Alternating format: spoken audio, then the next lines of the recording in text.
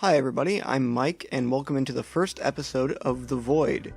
This is a new podcast slash sort of vlog minus the video thing I want to do on here. Basically where I can talk about a topic for a while in a less regimented form than an entirely scripted video, though I am working on some of those. So I guess in a lot of ways it's sort of similar to one of my live streams, if you've ever watched one of those. Just I can go back and edit out the really bad portions and leave only the sort of bad portions. With that being said, what I want to talk about today is Smash DLC, because there's not enough videos on the internet speculating about Smash Brothers, so I really needed to contribute my take. And in this past Nintendo Direct, we found out, yes, there are going to be more Smash characters after the Fighters Pass, which is not something I think many people saw coming whatsoever. I think people saw the Fighters Pass 5 characters. It seemed very definitive. It was done. We're through with Smash Ultimate. Yet Sakurai, he's just going to take us on this wild ride, maybe forever. We also got the announcement of Terry from Fatal Fury in that Direct. And there's been a lot of debate as to whether or not that was very planned, because the reaction to that character has been maybe the most negative out of the Fighters Pass so far, which is unfortunate. I really can't say one way or the other, but what is true is that the announcement that there'll be more DLC definitely overshadowed Terry. And in fact, it kind of overshadowed the fact that we still have one DLC character left in the Fighters Pass that we have no idea who it is. I've heard one or two suggestions, and I don't really necessarily buy either. Those being Ryu Hayabusa from Ninja Gaiden and the Doom character from Doom. I don't know about either of those. I really am very hesitant to actually have an opinion about anything anymore, because Sakurai just has these complete left field picks and elements to Smash. The Sans costume with an extra music track really changes the landscape of Smash speculation in a lot of ways, and maybe I'll discuss that in a bit too. But I do think it's very interesting that we're now into a new season of speculation with Smash, quite literally, like another season's pass worth of speculation, and yet we don't even know where the end of this season's going. So in a recent Famitsu column that came out just this last week, Sakurai essentially says that he's going to try and continue to top the record that he's set with Smash Bros. Ultimate, being this crazy crossover game featuring so many different game franchises and video game companies coming together. That to me sort of sounds like we could really be in for the long haul here. Maybe it's not even just 5 more characters. It could be as much as 10 maybe, though that's getting a little out there. Personally, I think that we're going to see about another Fighters Pass worth of characters, if I could guess. It might depend on how long Smash remains profitable, which I would imagine would be as long as they keep on releasing new content for it. I feel like that's being pretty conservative and say about 5 more characters after the 5 we get from the Fighters Pass, giving us a total of 11 DLC fighters, which when you consider that Smash 4 had, I think, 7, and some of those were returning fighters, is really a large amount of new content coming through DLC. Something I wonder about regarding this is how healthy this is for the production of future content. I know Sakurai is very talented, and I have complete faith in the man, but it seems like he feels guilty. He's guilted into doing more DLC because he doesn't want this opportunity to go to waste, so he's just going to keep on, forcing it maybe, which is probably just a good thing, but I do wonder what kind of avenues that could lead us down, and if this could eventually bite us in the butt at the end. But we'll just have to see about that, and I'm not rooting against the guy by any means. So I've talked to a few people now about what their opinions are going forward with this. Everyone seems uniformly positive about it. I really wouldn't expect anybody to be too negative. I did discuss how Smash is basically the price of 2 Smash games by the end of this whole thing, and no one really seems all that bothered by it. I think it's because the lead up to the release of Smash Brothers is so much more anxiety inducing than the wait for what new DLC characters are going to be announced, especially now that it's open to how many more characters we're going to get. Ironically enough, I feel like the guarantee of 5 characters made people more nervous than the guarantee of more characters. Who knows how many that could be? That could be 2, it could be 1, it could be 10, who knows? But I feel like, especially as we were getting down to the last fighter for the Fighters Pass, people were kind of I guess nervous that their favorite isn't going to make it in. Ultimate complicates so much of the Smash speculation because almost every character that's highly requested has already made it in. Banjo, K. Rool, and Ridley were like the ultimate, no pun intended, picks for the majority of the Smash fan base, it seems. And now you've got even more fringe stuff like Sans being represented. Where do you go from here? It's the question that keeps on coming up. Everyone I talk to has the same answer, and it's like a beleaguered, like, mixture of guttural noises, like trying to form words. What could he do? I do want to get into some of my opinions, but I find it really fascinating how excited everybody is, but no one really has any idea what they're looking for from this thing. Like, we all really want it to happen. We all want more characters because Smash is great and Ultimate is really fun, but what do we really want out of this next DLC? Like, Smash feels almost complete with Banjo, to be honest. And Terry's going to be great too, don't get me wrong, but all the real heavy hitters are in there now.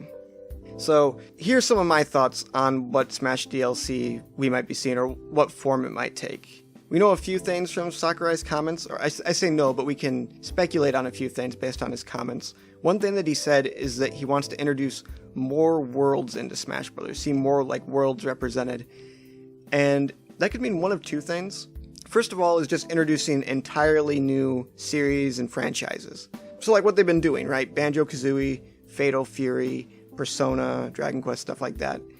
I think it could also mean previously unrepresented versions of pre-existing franchises. So like maybe he could consider, for example, Paper Mario a different world from like the normal Super Mario Brothers series to introduce. I feel like I lean more towards the idea that this is going to be completely new stuff, so mostly third parties probably. Though that is kind of a bummer for me because so much of Nintendo is already represented in Smash Bros., especially if you want to start considering spirits into the equation, which I actually do on a personal level. If we are looking at completely new things never before represented in Smash, never seen before, it really begins to cut down what we can see from first-party Nintendo. So here's more or less what I think the DLC will entail. I think it's going to be another 5 fighters worth of content. I think we're only going to see fighters, no more new stages. If we do see more stages, I think they will be separate from the fighters, and there'll probably be only one, just enough to fill out the stage select screen. I think they'll be from franchises not at all represented whatsoever in Smash Bros. Ultimate. So I think Monster Hunter's out, because we got the Monster Hunter boss. I think Undertale protagonist is out, because we got the Sans costume. No Mystical Ninja, none of that stuff. We're done. No characters from pre-existing series.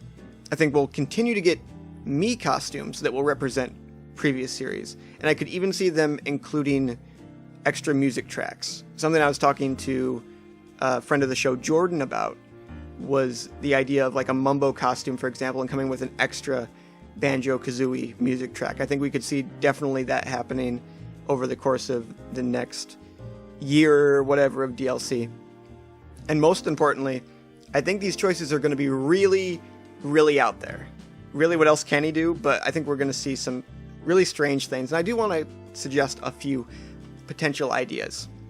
Before we get into my personal opinions, though, I want to talk about this poll that's been circulating Twitter recently, which basically, as I understand it, this is the gist of it. So this Reddit user went through the comments of various Nintendo social media posts, and they counted up who was requested the most within those comment sections, and then compiled a list, and this maybe will give us some insight into what Nintendo/Sakurai are thinking about going forward with the DLC. This is broken up into 3 regions: Japan, United States, and Europe.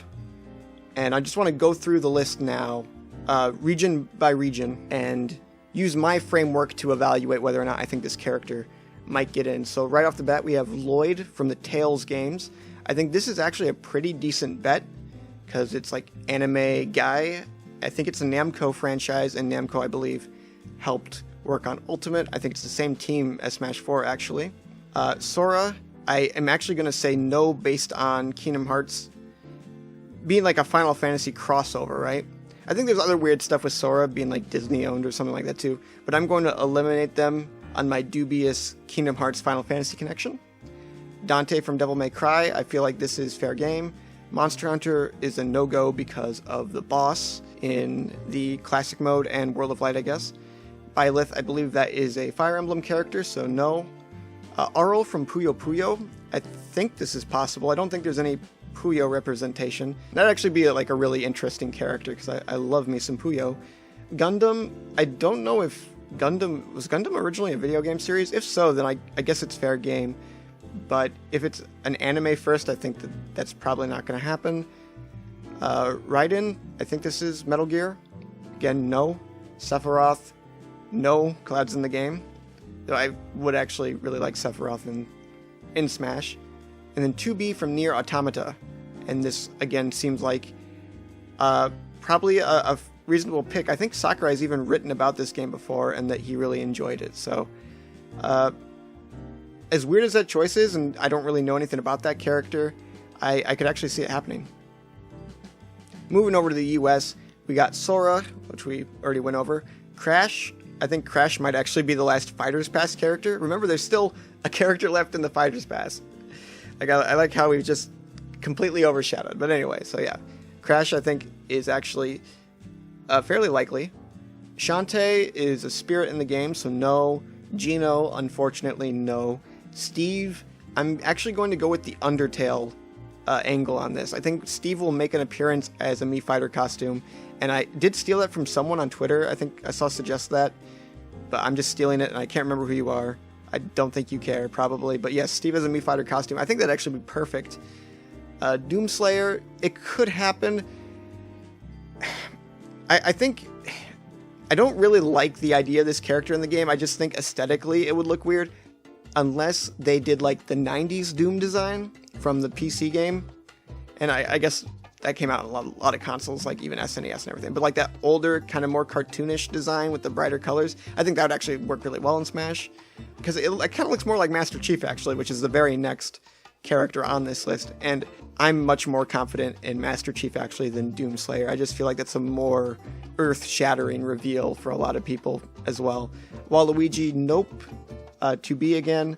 And then Bandana D, I'm sorry, but no. And then finally, Europe, Sora, already went over. Steve, Crash, Rayman, which is the second in line, I think, for Fighter Pass Character 5 contention, especially just because of the collaborations between Ubisoft and Nintendo in the past. Very likely character to get in. I think that this is very high up on possibilities. Doomslayer went over. Gino, we went over. Heavy from Team Fortress 2 would be just so weird that I can almost see it happening in my brain.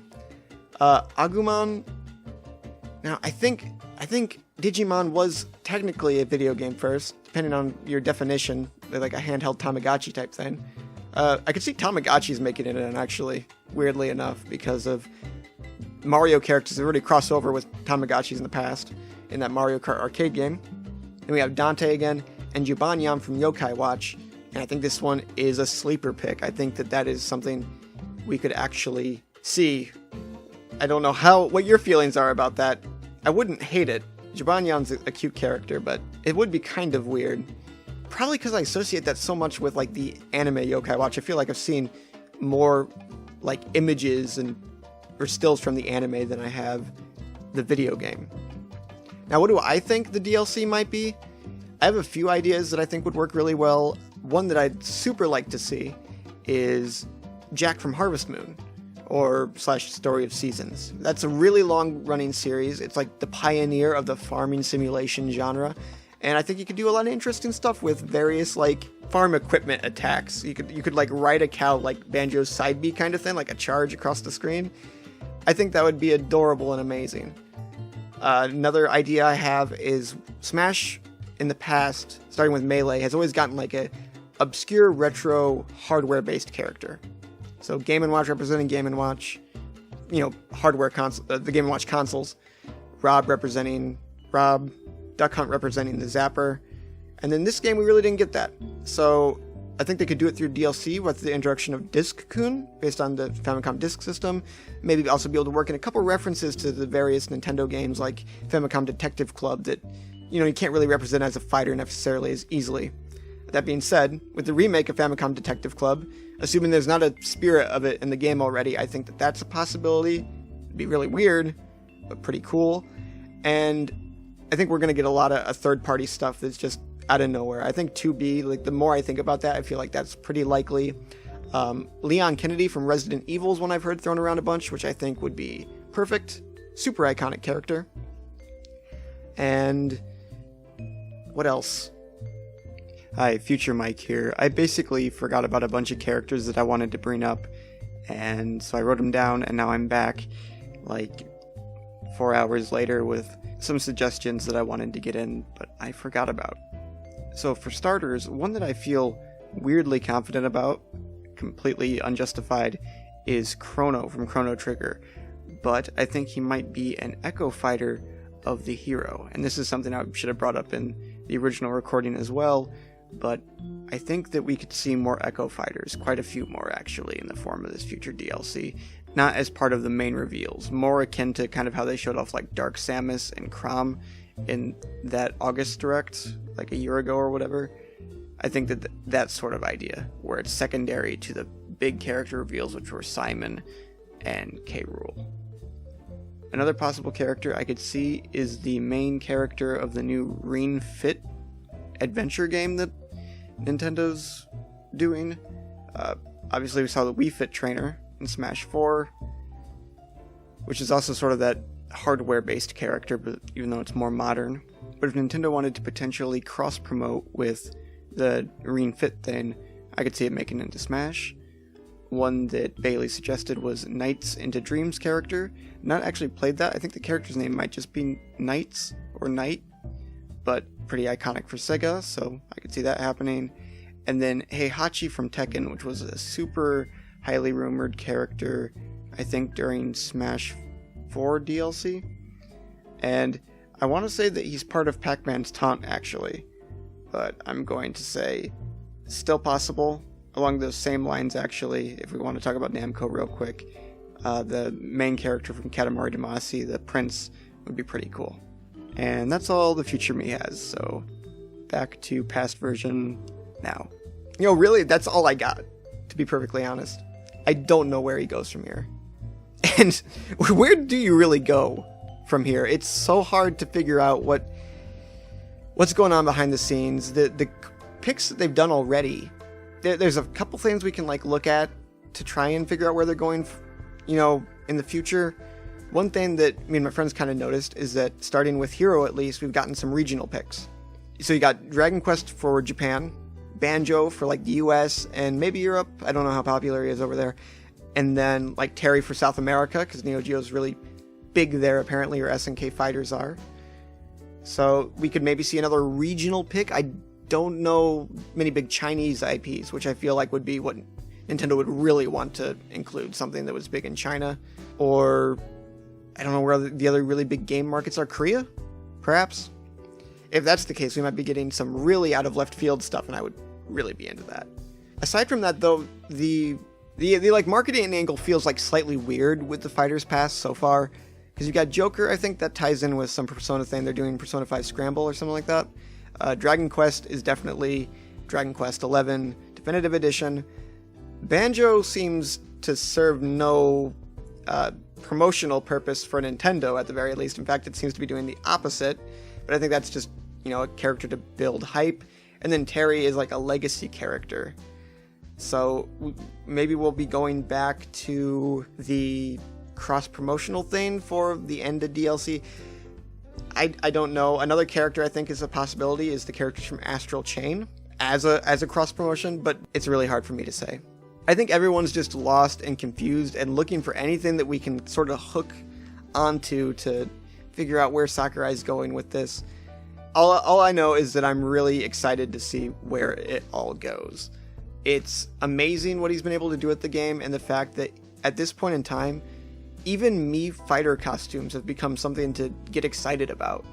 The world of of Smash hype and fandom is at an all-time high that we're never going to be able to reach again. Much like Smash Ultimate will never be replicated in the future in the Smash series. If they do make another Smash game, this level of hype is just a once-in-a-lifetime thing, and I'm just along for the ride right now. So those are my very fragmented and incoherent and probably very inconcise thoughts about Smash DLC in the future. I'd like to continue this conversation moving forward. If you're interested, leave a few comments and suggestions, and maybe I could take one and kind of base that the next episode of the show off of it moving forward.